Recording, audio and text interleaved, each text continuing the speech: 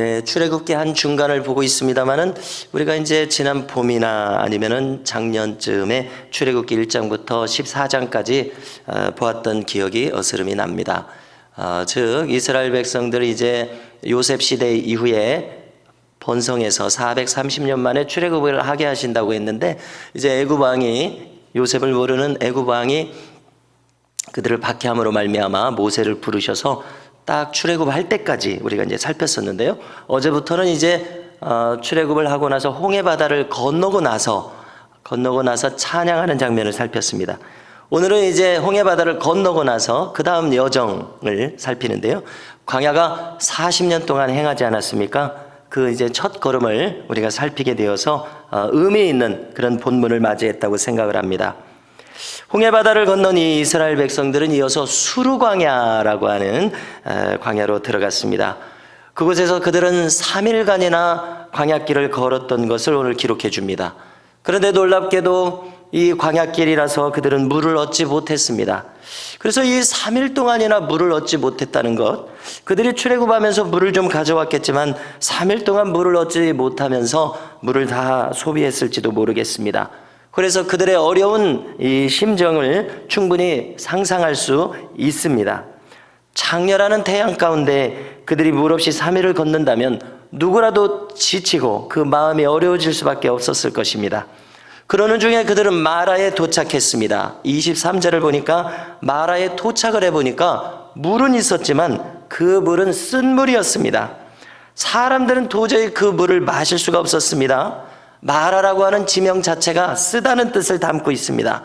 우리가 24절을 보니까 백성들은 즉시 모세를 원망했습니다.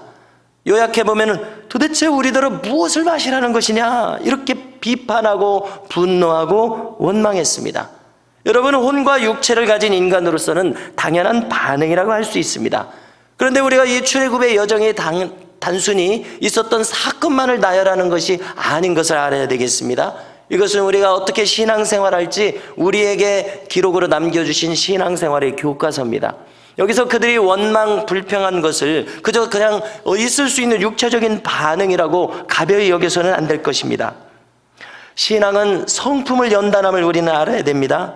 여러분, 이 출애굽의 첫 여정을 어떤 영화 감독이 영화를 찍는다면 연출을 잘해야 될 것입니다. 지금 원망 불평하는 백성들의 얼굴 표정을 어떻게 할지 그는 정확하게 잘 계산해서 연출해야 될 것이고요. 그 다음에 한 가지 중요한 사실, 여기 모세의 표정을 어떻게 연출할지 잘 연구해야 될 것입니다. 여러분, 우리도 한번 상상해 보십시오. 우리도 영화 감독이 되어서 이 장면을 촬영한다고 할 때에 모세의 표정을 한번 생각해 보십시오. 저 이스라엘 백성들처럼 원망 불평이 있는 그 감정의 쓰레기를, 감정의 찌꺼기를 그대로 쏟아놨을지, 아니면 모세의 표정은 그들과 달랐을지 한번 상상해 보십시오. 저는 모세의 표정은 달랐으리라고 생각합니다. 도대체 우리들은 무엇을 마시라고 하는 거냐라는 이 백성들을 보면서, 여러분, 모세는 하나님을 찾았습니다. 하나님께 부르짖었습니다. 자, 조금 전에 신앙은 성품을 연단한다고 했는데요, 극한 고난의 상황에서도 우리가 감사할 수 있는 성품이 내 안에서 일어날 수 있는가? 이것이 하나님께서 우리에게 기대하시는 연단된 성품이라고 믿습니다. 없는 것에 원망하지 않고 있는 것, 나에게 해주신 것에 대해서 감사할 수 있는 법을 배우는 것이 우리의 신앙의 연단의 목표라고 믿습니다. 아직 이 이스라엘 백성들은 이 성품의 연단을 받지 못했습니다. 어떤 주어진 환경, 어려운 환경에 대해서 즉시 혼과 육신의 반응이 튀어나왔습니다. 여러분, 이렇게 살아야 됩니까? 신앙인들이 이렇게 살아야 됩니까? 주어진 환경대로 내 마음이 가는 대로 막 살아야 됩니까? 요즘 젊은이들에게 유행하는 것이 네 마음이 이끄는 대로 의식의 흐름을 따라서 행하라고 하는데, 여러분, 결코 이것은 신앙적인 태도가 아니라는 것을 알아야 됩니다. 의식의 흐름대로, 이것은 아닙니다. 이것은 연단된 성품의 길이 아닙니다. 여러분, 모세는 어떻게 했다고요? 여호와께 부르짖었습니다. 여러분, 바로 이 차이입니다. 여러분, 우리가 이 모세처럼 하나님의 뜻을 찾고 하나님의 길을 찾는 이 기도하는 성품의 태도가 우리의 체질화가 되어야 될 텐데요. 여러분, 오늘도 한번 주변을 둘러보십시오. 보다 많은 지체들께서 지난 특별 새벽 기도회보다도 더 많은 분들이 나와서 우리가 함께 기도하는 교회가 됐으면 좋겠다는 우리에게 인도하신 이 길에 반응해서 이렇게 기도하기 위해서 이 자리에 나오신 것이 하나님의 크신 은혜라고 생각합니다. 하나님의 크신 은혜인 줄로 믿습니다. 우리를 가장 좋은 길로 인도하시는, 우리에게 허락하신, 하나님이 이끄시는 길이라고 생각합니다. 여러분, 모세는 기도하는 법을 배운 사람이었습니다. 그는 기도가 체질화가 되었습니다. 모세가 할 수 있는 일은 오직 하나님을 찾는 일이었습니다. 백성들과 모세의 차이가 여기 있으니 우리가 배워야 할 태도가 바로 이것이라는 것입니다. 여러분, 육적인 신자는 육적인 반응으로 끝입니다. 의식의 흐름대로 승질나면 승질 부려버리는 그것이 끝입니다. 원망밖에 할 줄 아는 것이 없습니다. 그러나 연단된 신자, 훈련받은 신자는 환경에 함몰되지 않습니다. 극한의 상황에서도 그는 하나님을 찾습니다. 하나님은 어찌해야 합니까? 묻습니다. 여러분, 다윗을 보십시오. 다윗은 항상 전쟁의 상황을 만났을 때 그는 물었습니다. 청년 시절을 지나서 이제 40년 동안 이스라엘 백성들을 다스릴 때 수많은 전쟁 상황을 만났을 때 다윗이 어떻게 하는지 사무엘 상하서를 읽어보십시오. 다윗은 항상 물었습니다. 치러 올라갈까요 말까요? 물었습니다. 지금입니까 아직입니까? 물었습니다. 여러분, 이것이 연단된 다윗의 성품이었습니다. 문제를 만나면 하나님께 묻는 것, 지난 10년간 사울에게 쫓기기만 하면서 세월을 허송세월한 것만이 아니라 다윗은 그것을 통해서 하나님께 묻는 법을 배웠던 것입니다. 구체적으로 어떻게 하나님과 동행할지를 배웠던 것입니다. 우리도 마찬가지입니다. 여기 이 모세도 마찬가지입니다. 문제를 만났을 때 하나님께 부르짖었습니다. 우리가 반드시 배워서 체질화 되어야 할 태도라고 믿습니다. 당황하기만 하는 것이 아니라, 문제를 만나 포기하는 것이 아니라, 원망하고 좌절해서 감정의 쓰라림 가운데 머물러 있는 것이 아니라, 즉시 기도하기를 배울 때까지 연단은 계속되리라고 하는 것을 우리는 배웁니다. 깨달을 때까지, 동행하는 법을 깨달을 때까지 연단은 계속될 수밖에 없다는 사실입니다.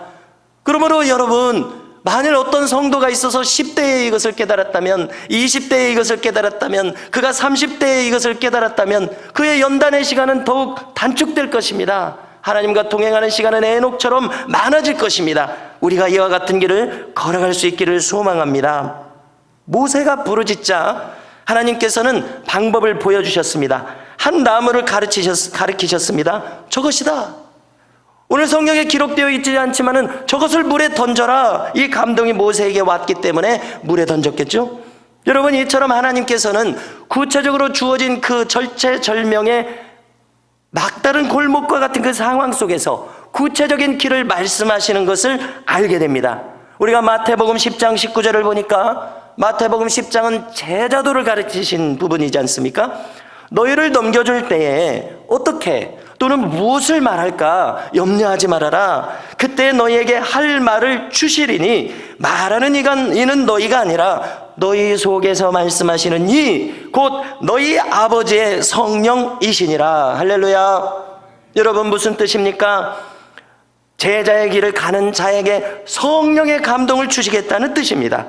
너희가 때로는 공회에 잡혀갈 것이다. 근데 뭘 말해야 할지, 신문에 뭐라고 응해야 할지 염려하지 말아라. 현장에 서라. 그러면 즉시 무엇을 마땅히 말해야 할지 알게 하리라. 이 성령의 감동을 주시겠다는 것입니다. 성도 여러분, 우리에게 필요한 것이 이것인 줄로 믿습니다. 성령의 감동에 따라 행하는 성도, 우리가 가야 할 길이 바로 이 길입니다.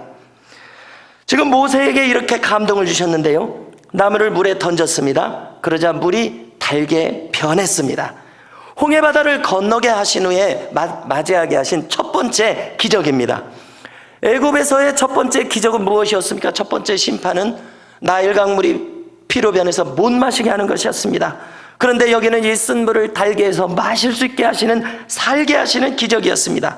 사람들의 반응을 상상해 보십시오. 사람들은 당연히 환호했을 것입니다. 그들은 놀라며 가란 그들의 육신을 시원하게 채웠을 것입니다. 여러분, 육신의 반응대로 일관하는 것은 짐승과 같습니다. 여러분, 우리에게서 정신과 영혼을 빼버리십시오. 우리는 유인원과 같은 짐승에 불과할 것입니다. 육신의 반응을 따라서 일관하는 것은 짐승과 같습니다. 아직 이 이스라엘 백성들은 환경에 따라서 반응하는 자들입니다. 환경에 이끌려서 싫으면 싫다고 하고 좋으면 좋다고 하는 일희일비하는 이 환경에 그냥 그대로 반응하는 이 육신적인 그러한 상황에 있습니다. 그러나 우리가 좀 전에도 거론했듯이 연단받은 신자, 훈련받은 신자는 환경 너머의 뜻을 찾음을 믿으시기 바랍니다. 반드시 하나님의 인도하심과 음성, 그분의 지시하심을 찾는 것이 올바른 성도의 길임을 우리는 믿어야 되겠습니다. 모세나 다윗, 그리고 여기 있는 일반 백성들의 차이가 바로 여기에 있습니다. 그러므로 우리는 이 주어진 환경에 그저 육신대로 따라서 반응을 할 것이 아니라, 여러분, 처음부터 끝까지 우리가 죽을 때까지 육신적인 반응만 하면 무슨 발전이 있습니까? 오늘 우리가 이 말씀을 듣고서 어떤 사람은 자기의 일생의 가장 큰 변화를 맞이할지도 모릅니다. 이 말씀을 나의 심령에 뼈저리게 받아들인다면 말입니다. 우리가 지금 결단하고 바꾸지 않는다면 우리는 죽을 때까지 변화하지 못할지도 모릅니다. 주님은 말씀하시는데요, 남보다 더하는 것이 무엇이냐? 마태복음 5장 47절을 보니까 너희가 너희 형제에게만 무난하면, 잠시만요. 네, 남보다 더하는 것이 무엇이냐? 이방인들도 이같이 아니하느냐? 여러분, 주님은 연단된 성품의 제자를 찾으시는 것을 알 수 있습니다. 하나님께서 온 세상을 감찰하실 때 욥과 같이 온전한 자를 발견하셨을 때 하나님은 기뻐하시면서 사탄에게 말씀하셨습니다. 봐라, 욥을 유의하여 보았느냐? 이같이 완전한 자를 내가 찾지 못하였느니라. 하나님께서는 욥을 대하실 때 자랑스러워하셨습니다. 두루다니며 삼킬 자를 찾는 그 험악한 사탄에게까지 자랑스럽게 내놓을 수 있는 하나님의 자녀가 바로 욥이었습니다. 욥을 유의하여 보였느냐? 여러분, 우리가 가야 할 길이 이 길이라고 믿습니다. 우리가 신앙의 어린아이, 떼쓰는 어린아이가 아니라 장성한 자가 되어서 하나님께서 자랑스럽게 내놓을 수 있는 바로 이 정도의 성도. 여러분, 우리가 언제까지 젖먹이 어린아이의 신앙에 머물러 있을 것입니까? 우리 하나님께서 자랑스러워할 수 있는 자의 길을 갈 수 있기를 주님의 이름으로 축원합니다. 그러므로 우리는 하나님께서 지금 당장 사용하실 수 있는 자가 있고 아직 준비되어 있지 않아 하나님께서 쓰실 수 없는 사람이 있다는 것을 깨닫게 됩니다.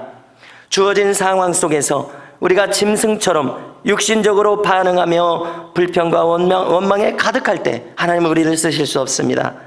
자, 메네메네 데겔 우바르신, 우리가 이제 다니엘서에서 무슨 뜻입니까? 저울에 달아봤더니 함량 미달이라, 이제는 끝이 왔구나. 그래서 나라가 나눠져 버리리라, 나라가 멸망하리라. 하나님께서는 항상 우리를 달아보고 계십니다. 그래서 우리가 어느 정도인지 재어보고 계심을 우리는 기억해야 하겠습니다. 물이 변하게 하셔서 달게 만드셔서 마시게 하신 그곳, 이 마라에서 하나님께서는 오늘 특별한 것이 또 하나 있는데요, 백성들에게 법도와 율례를 정하셔서 가르치십니다. 여러분, 하나님의 백성은 하나님의 백성다운 법이 있습니다. 당연하죠. 25절 말미를 보십시오. 법도와 율례를 가르치셔서, 여러분, 우리가 이제 여기서 놀라는 것이 신의 산에 도착하셔서 비로소 십계명 두 돌판 율법을 주신 것처럼 우리는 상식적으로 기억되지 않습니까? 그러나 신의 산은 3달 만에 도착을 하게 되는데 출애굽해서 홍해바다를 건너자마자 율례와 법도를 주셨다는 것을 깨닫게 됩니다. 홍해바다 애굽에서 나오자마자 하나님의 법이 필요한 것을 우리는 알게 되는데요, 이 율례와 법도를 가르쳤다는 이 한 줄밖에 없는데, 아무튼 하나님께서는 이 하나님의 법을 가르치신 다음에 그들을 시험하실세, 이렇게 기록합니다. 여러분, 여기서 시험은 그 뜻을 찾아보니까 증명한다, 드러낸다는 뜻을 가지고 있습니다. 우리가 학교에서 배울 때 어떤 용액에다가 리트머스 시험지를 대면 그것이 빨간색으로 변하거나 파란색 개똥으로 변해서 그것이 산성인지 알칼리인지 드러내는 것처럼, 하나님의 법을 통해서 어떤 사람들을 시험할 때 그가 이제 무르익었는지 그렇지 않은지를 하나님께서 달아보신다는 이야기입니다.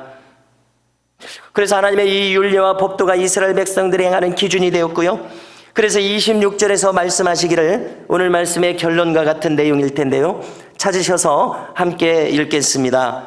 읽으십니다.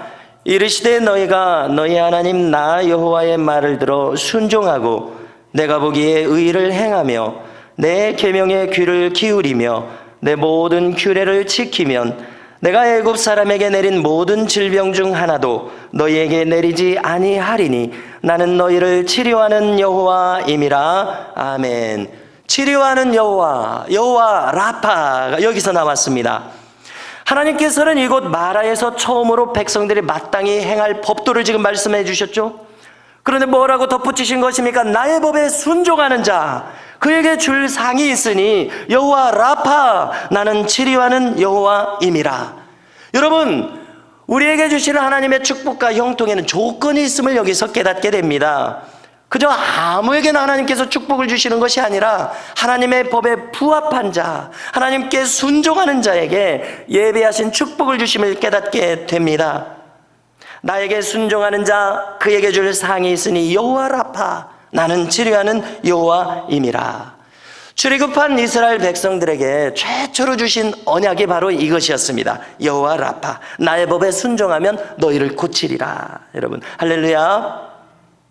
여러분, 여기서 우리가 고쳐질, 질병에서 새로워질, 치료받을 한 방법을 얻게 되는 것입니다. 하나님의 뜻과 계획 안에 머물러 있는 자가 될 때 조건적인 치료를 말씀하셨습니다. 여러분, 신약에서 주님께서 치유하시는 장면을 한번 떠올려 보십시오. 내 죄사함을 받았느니라, 중풍병자에게. 그러자 치유가 일어납니다.